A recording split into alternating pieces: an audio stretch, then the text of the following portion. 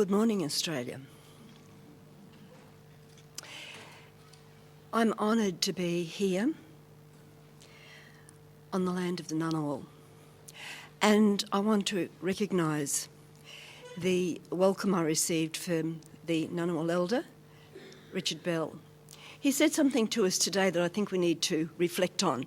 He said that if we do not honour the names that our fathers have given us, that we will stand in accountability for what we hand down to our children. So our forefathers have given us this name, Australia. And at this moment I feel disassociated. I feel in despair that our forefathers, and I think some of our forefathers would be thinking of this too. What is happening at this time in this place is something that the rest of the world will be looking at. However, what I want to say to you is that for so long, this country has denied the voices of Aboriginal people and Torres Strait Islander people to be heard, the voices of our children. So I think we need to reconsider who we are as a nation. And I would like to now say that if somebody now gave me a wand, a magic wand, and I was able to flick it like that, I would like to set up such trauma centres in every part of Australia. What we're here to commemorate today. Before Cook came to this place we now called Australia, my elders told me back in Bundjalung country, there was no Southern Cross in the sky. And I thought, what do you mean by that? There's no Southern Cross in the sky. And they said, well, no, it was Genevieve. And then later as we talked, they said, well, it was actually Ginnibi or Gnibi. It was the black swan flying across the southern skies to make food for the Bundjalung families. And in that, they made a depiction a separation between the spiritual essence of the star system we now call the Southern Cross and the physical manifestation of the bird we call the black swan that provided food for us. So I think there's two things we need to think about. We need to look deeply into our soul. Who are we? Who are your ancestors? There is not a person in this room here now who hasn't come from the three I's. Indigenous, at some level, I welcome you. I recognise your presence here in this room now. Invader, I have an ancestor who came out on a prison hulk. They invaded this country. Without permission they came. And immigrant.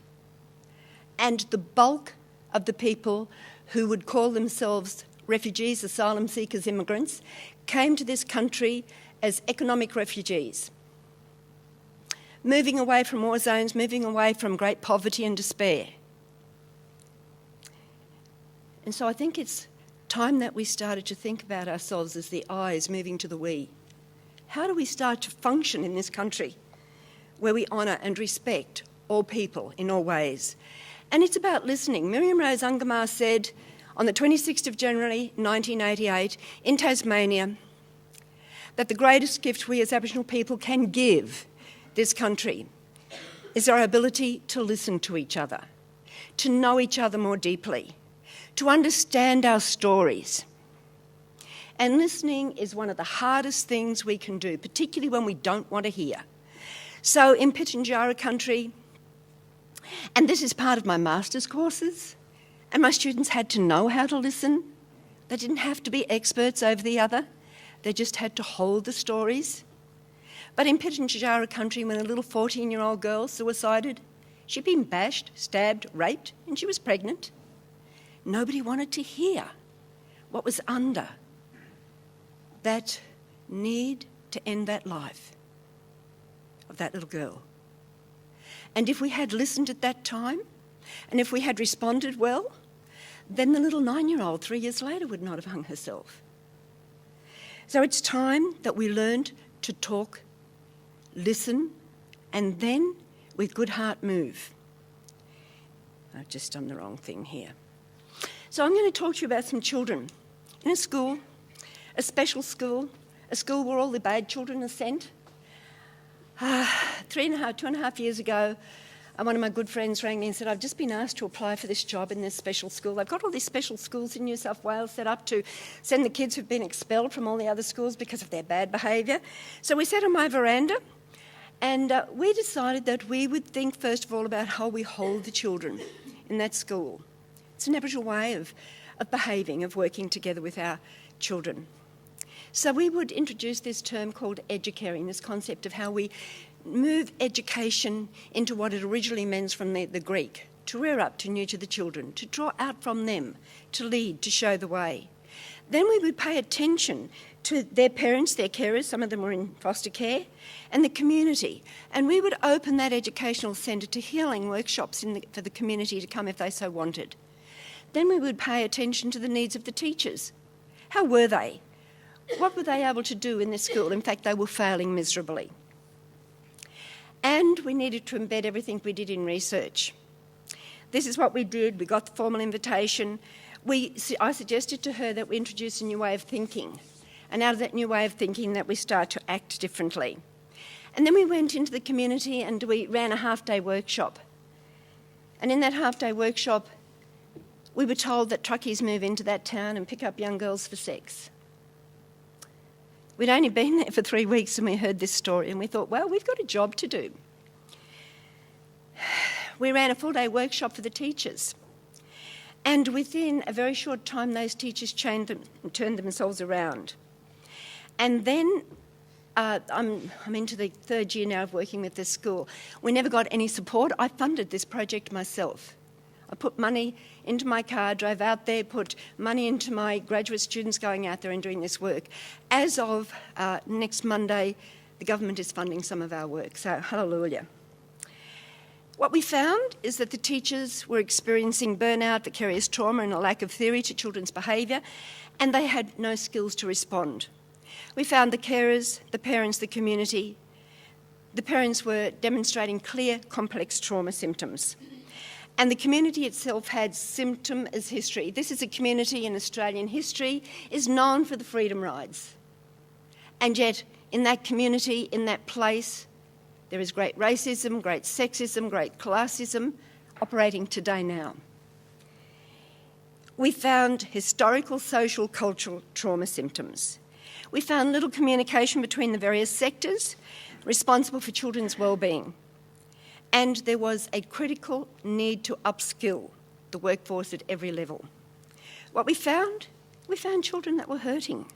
They weren't bad, they weren't mad. They clearly had, in the language of our experts, developmental trauma symptoms. And I'll go back to this diagnosis. We got this diagnosis because this little fellow went crazy in the administrative part of the school, and they had to call in the police. And he was then on a charge. So we wanted a diagnosis so that we could actually use that to help him and get the authorities to think differently. This little fellow of 11 had emerging psychosis with mood depressive content. They did the diagnosis, by the way, by Skype. Phew. Do you know that in New South Wales we import 3 psychiatrists every 3 months from New Zealand? It's called medical tourism. He's got some paranoia. He thinks the world is unsafe. Well, this little fella saw his mother killed at 3 and his auntie killed by a truck in domestic violence, and he saw his auntie killed at 9 by a truck running over her. Yes, his world is unsafe. Suicide ideation, he tried suicide twice, and the medical report said that he was just attention seeking. We have, as a population, percentage basis, the highest suicide rates in the world, and we still are not getting it right. I have worked extensively on suicide across Australia, in Aboriginal Australia, and that's the only place I work apart from PNG and Timor, on trauma issues. And in every case, every person who had suicided or attempted suicide had major trauma stories. Let's deal with that too.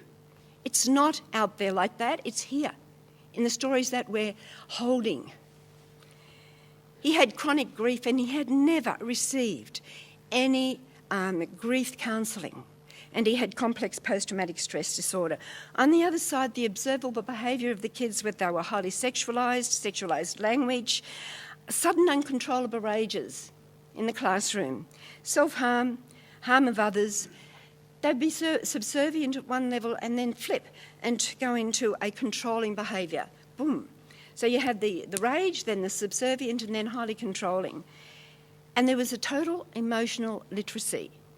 And quite a few of them had FAS, fetal alcohol spectrum, which we're not even talking about.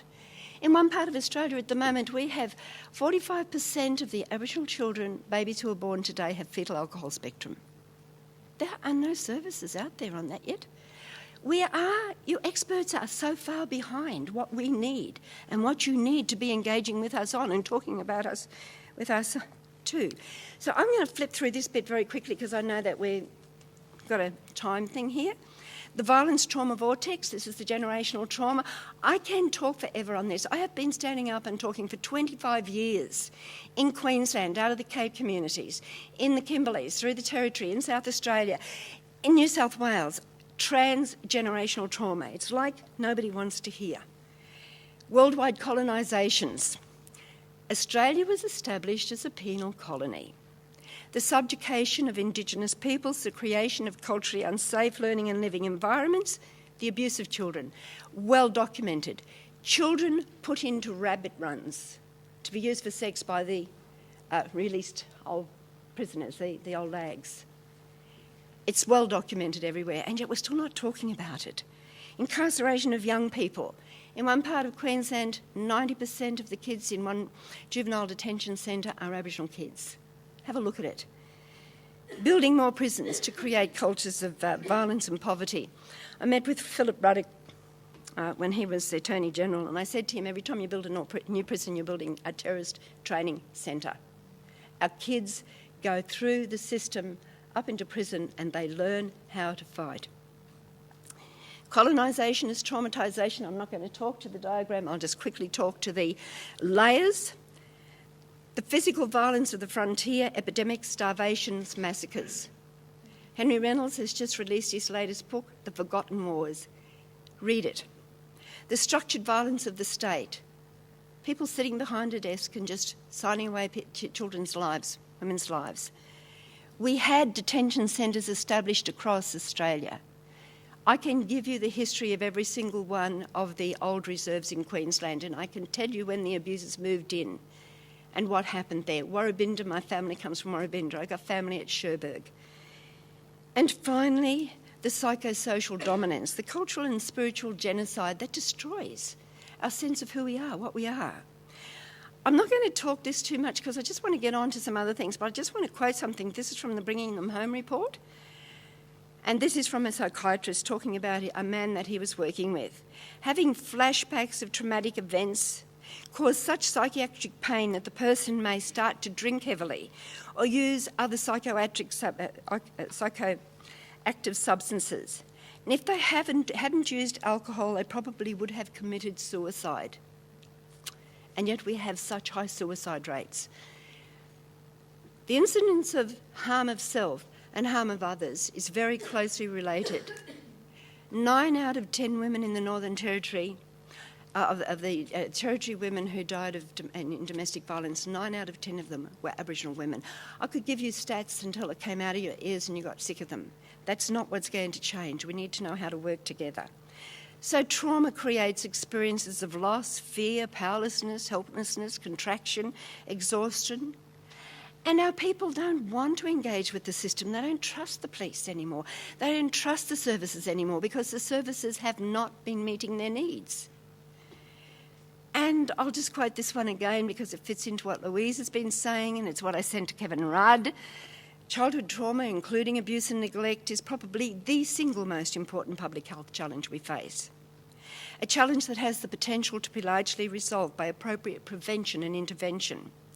And what are the outcomes of trauma? So think of this community here. And let me just stop for a moment and say, in the community where I'm living, and let's call it the Aboriginal community, which is a collection of communities or social groups, there is a group of people who are actually doing really well. They own businesses, they're getting on with life, they're just doing really well, like some of the upper class in Australia. There's a middle group of people who, they're renting their homes, they're working in jobs, their kids are getting into high school and some of them are graduating, and they're not doing too badly. But there is a small but core group of Aboriginal people across this continent who are falling through the cracks. And as you sit with them, you can actually walk back with them to the stories across generations. You might start with the little one that's just played up in school so badly. The little 7-year-old who tried to hang themselves in the schoolyard, put a thing around their neck and put it to a thing, and a teacher found that child hanging.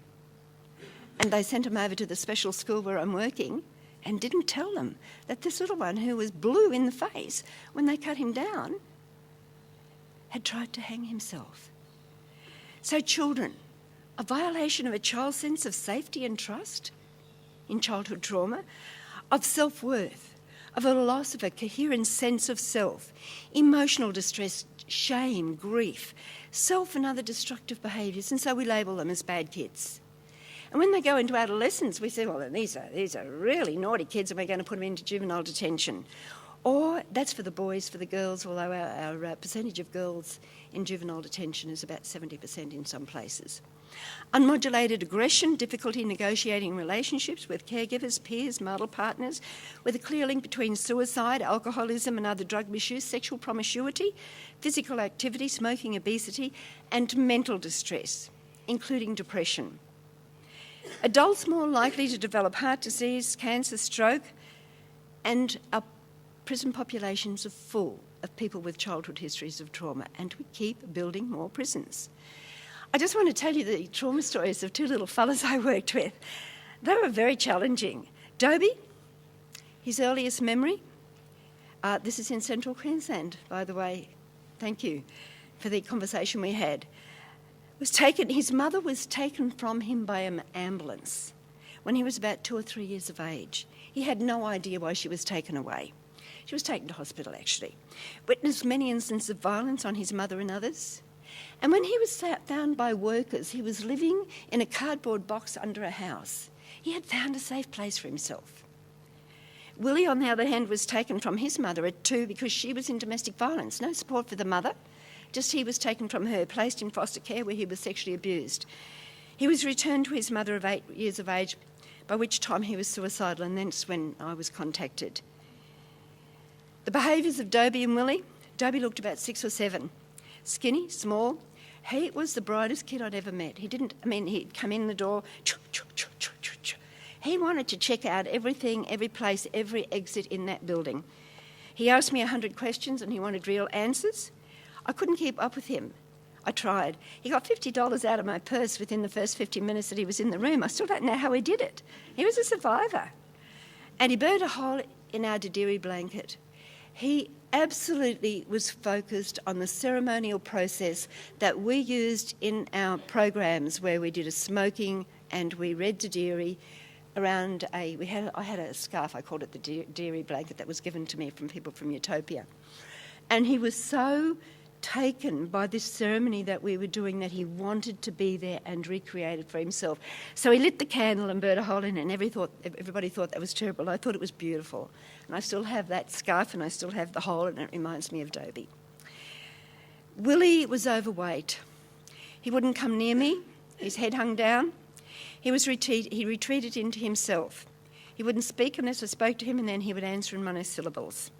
He had no enthusiasm at all, and that's some of the kids that I'm seeing today now. They've disassociated from this world, which is crazy, which they can't make sense of. So Dobie was stuck on, if you want to learn the language, use the language of hyperactivity, hypervigilance, panic, rage, mania, and Willie was stuck on off, hypo, disconnected, disassociated, exhausted, dead, depressed. Dobie is more likely to hurt another person. Willie killed himself. In fact, I should say that the system, I went to try to find Dobie a year later. He had had 23 foster parents in a year. And when I tried to find him a year later, the department had lost his file. Okay, I'm going to move out of this. I'll stick to the victimisation, loss and grief. This is Frank Oxberg's work. After victimisation, people enter a downward socio-economic spiral because of psychological, social and vocational impairment. they are more likely to be re-victimised by the system, and they're more likely to victimise others, just by not perhaps being a good parent. Many victims, for example, women who have been beaten or children who have been abused, are also likely to be victimised by the medical, legal, welfare and political responses to their trauma.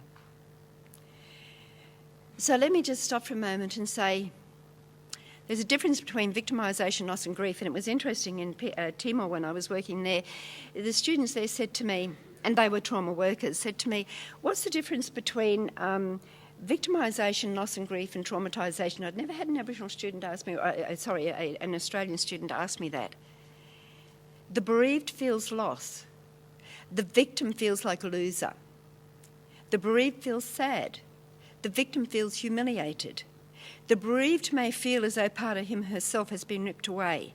The victim feels diminished, pushed down in a hierarchy of dominance, exploited and invaded. Now, I've used those words deliberately, victim, because in victimisation, there is generally always traumatisation. If you want to learn more about the difference between loss and grief and trauma, get a hold of the presentation I did yesterday.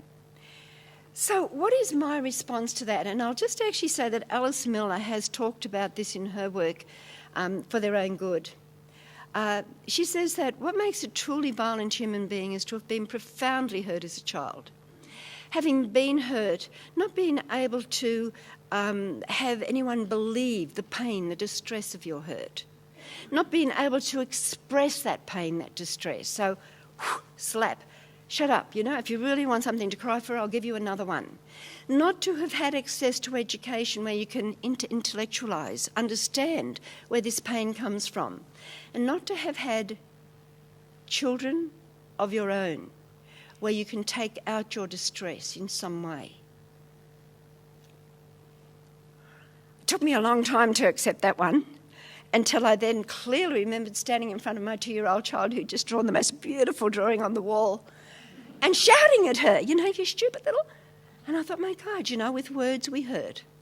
So in all the work I did in Central Queensland, looking at trauma trails and trying to understand how we could turn this around, this is my prescription. First of all, we need to create culturally safe environments. Then we have to help people find and tell their stories. And we, as workers, as healers, hold those stories. As people start to then hear themselves, pick up the stories in different ways, and then start to make sense of the stories. And we create the safe place so that they can feel the feelings. Aboriginal people did this all the time on this continent. They had ceremonies and rituals where we were allowed to feel the feelings in dance and movement and shouting at each other to get rid of the anger. It was a health process as well as the law process. We need to take the courage to move through the layers of loss and grief to reclaim our sacred selves. We all need to know our stories. Who are your ancestors? What journeys did they take to bring you to this country we now call Australia? What is the movement? What are the stories they collected on the way that allowed you to be sitting in this room today with the goodwill to do something, make a change for children? Who are your ancestors? So healing children from trauma. What we did was we developed and we applied the experiences of cultural safety in working with our children, exploring the practice of emotional healing through sensory and tactile therapeutic work in nature discovery, narrative art, music, dance, movement, play, storytelling and performances using structured and unstructured play. And we used the neurodevelopmental rationale for healing trauma, the brainstem. Every child deserves to be conceived and born with respect for who and what that child is, that baby is. If I had a magic wand and I was going to start early intervention, I'd start with the young mums of 13 and 14 who are now falling pregnant because they have no choice. And I would start healing that baby in utero, as I'm healing the young mum and I'm healing her mum and her grandmum. And Uncle, you asked me about the offenders, the young men who hurt and harm. My response to you is that they're children still. They're repeating the harm that was repeated on them. And even though we do not accept the things that they've done, we need to respond to their needs too. And it works. It works in the prisons. The midbrain, movement, yoga games, music, touch, nature discovery. I was in a prison once and I was working with a group of young men who were in there, Aboriginal men who were in there for extreme acts of violence. And one young man had a frill-neck lizard that just lived here on him. And I thought, wow, you know. And then when you heard what that young fellow did, and you think, wow, what? The limbic system, 0 to 3 to 4, facilitate emotional regulation. Dance, art, music, play. 0 to 4 the cortel, encourage abstract thought, the ability to reflect, the ability to be mindful. Storytelling, writing, drama, theatre, art and music, these are all ways Aboriginal people, these ways what Aboriginal people did on this continent before Cook, to heal any trauma that they were living with. It's time Australia learned from us. And finally, the heart-brain, resonance, not resilience. I've met some very resilient people in prison, people who have survived the most incredible atrocities. And will go out and do it again. They're resilient, they know how to survive. What I want to build in our schools is resonance, empathy. So the model for healing we applied was a trauma-specific response to the kids' needs, and the kids designed this artwork for us. They wanted music, dance, theatre, bodywork. And they had so much fun. What have I just done there? Okay. Something is happening here and I don't quite know what it is. Okay, working with children. Why we did what we did was about attachment and bonding, belonging, child rights, valuing self, and developing a meaning, a coherence of what had happened. While we were working with the kids, their grannies would come in, and I can remember saying one time to this group of elders who were in real despair about what was happening with the kids, look, you know, I've just come from this international conference. Do you want me to get my projector out and just kind of put it up on the wall and I'll talk you through what I've just presented to all these, you know, intellectual dudes from all around the world? And I just put it up on this corrugated iron wall in this shed out in Western New South Wales, and I was there for a little time talking to them.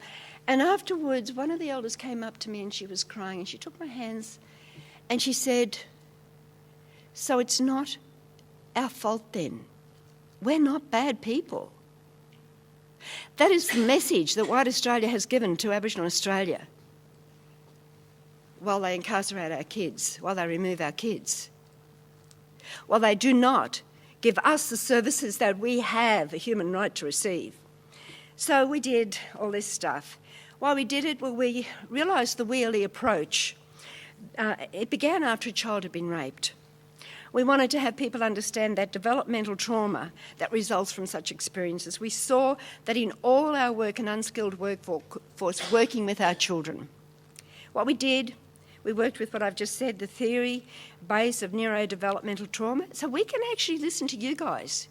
We can actually listen to the Western world and learn from it. We still haven't got that reciprocity. So we actually built on Indigenous healing practice as recognised in the work of Bruce Perry, using cultural tools in healing children from trauma. And we learned that this had to be a fun unit, blending the theory of neurodevelopment with activities that supported emotional release and trauma healing skills.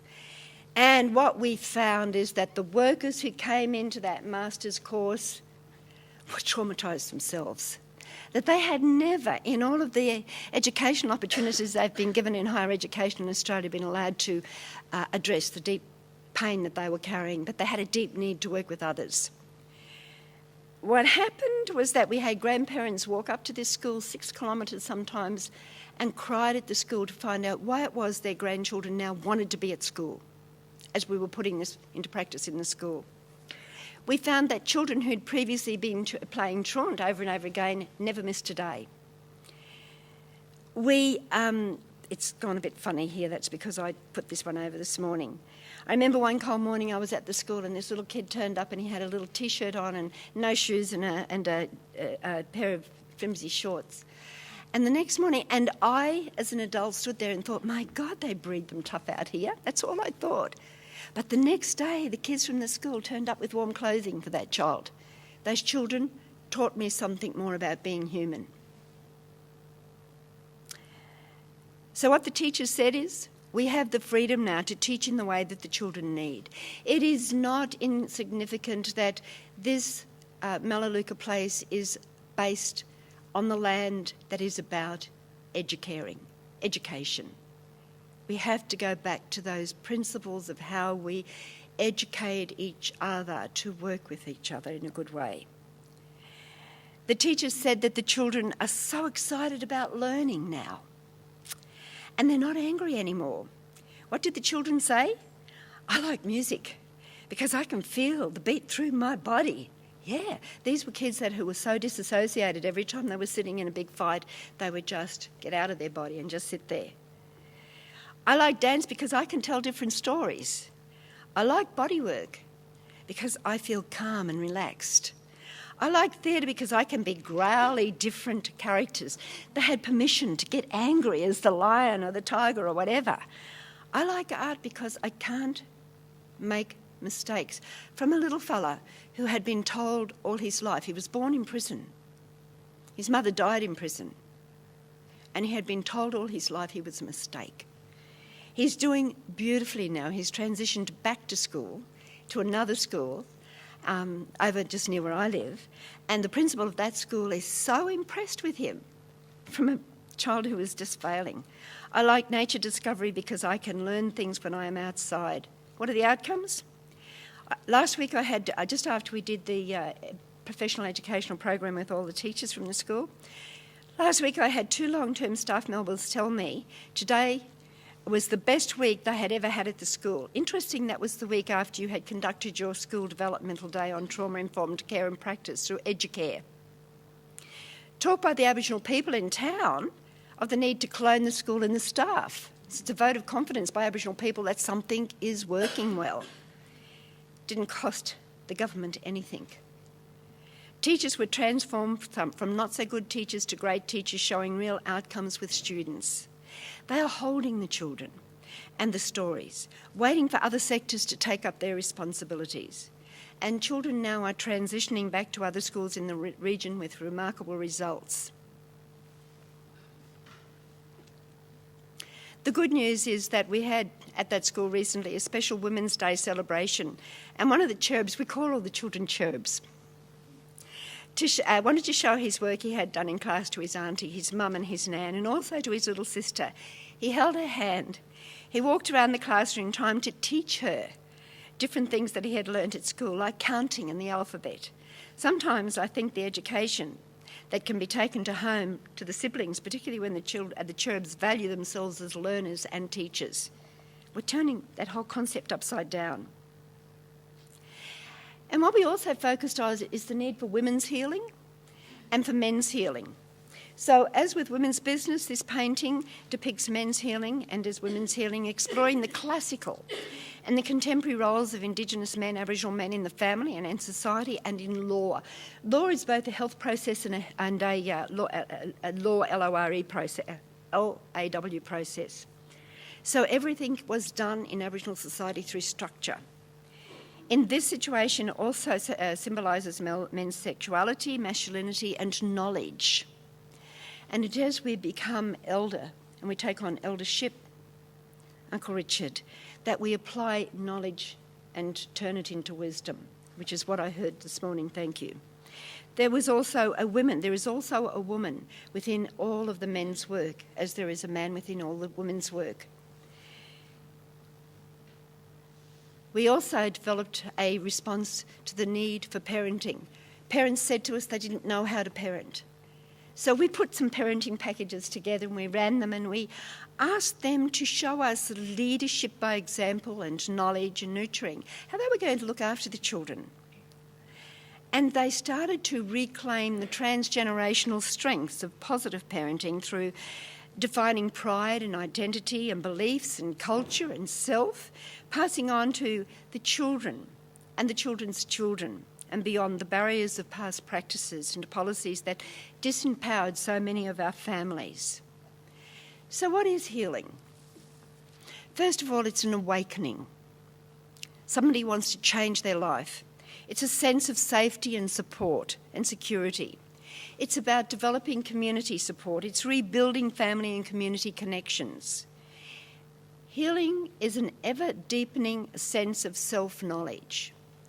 I am still waiting for this country we now call Australia to start to learn from what it has done to itself since it first sailed into Sydney Cove at 1788. It has applied practices on the people who lived in this country, on this land that we now call Australia for the last 50, 60,000, 70,000 years. It has applied the same principles that worked for it in England. Prisons, dislocating people from land to make way for sheep, the woolen mills and cattle in Australia. And it is now, having not learnt anything, applying those same principles to those people we now call refugees, asylum seekers. We need to deepen our self-knowledge, reflect on who we are as a people, as human beings. And we need to go back to the ceremonies that strengthen our cultural and spiritual identities. Healing is cultural and spiritual at its deepest level. It's about transformation and transcendence.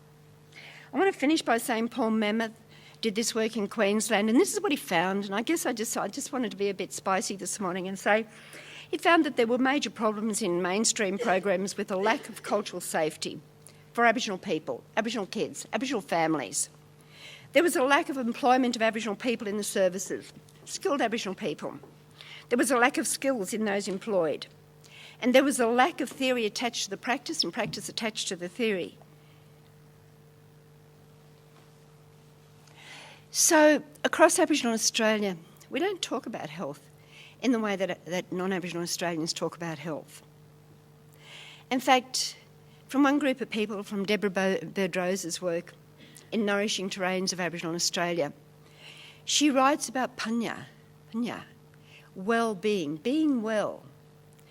And Aboriginal people define this as feeling and being strong, happy, knowledgeable, socially responsible, to take a care. Those kids in that school now are taking care of each other. They're looking out for each other. They're actually holding each other in a good way. Beautiful. I remember being at a conference once where people made a comment about how Aboriginal women dressed who came to the conference, not having any understanding that what they had on was actually the clothes they'd bought from a second-hand shop. It was cold where they'd come to be. Safe both in the sense of being within the law and in the sense of being cared for. It's a dual responsibility and a right. The right to be safe and the responsibility to care for others.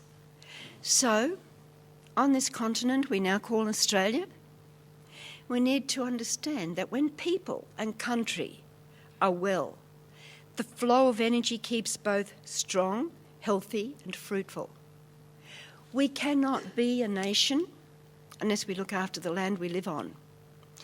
We cannot be a nation of people who will be honoured and respected around the world unless we open our doors to those who, as we have done since the colonisation of this country in 1788, and before, when people visited this continent to trade with us.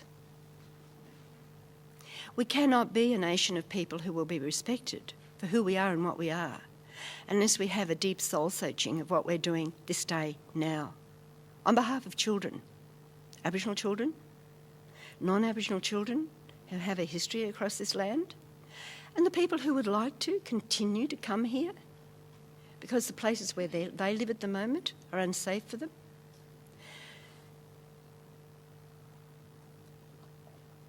So I guess I'd like to just leave you with this kind of discussion point. The Commonwealth Government says they have 3 objectives for Aboriginal and Torres Strait Islander people: children in schools, safe communities and people in jobs. Well, we can show you. We've got kids in school doing really well. They've exceeded this little school, the children in this school, the NAPCAN clan determinations on literacy and numeracy levels against all the other schools in the region. But more importantly, they're now emotionally literate. They know how to engage with each other in a good way. But they have shown us that we don't have safe communities. We still have sexual trade of kids. We still have drugs rolling up the highway, hitting our communities big time. And when we do have Aboriginal people in jobs, they continue to be disrespected for the knowledge they have. So I'd just like to leave that question for you. Thank you.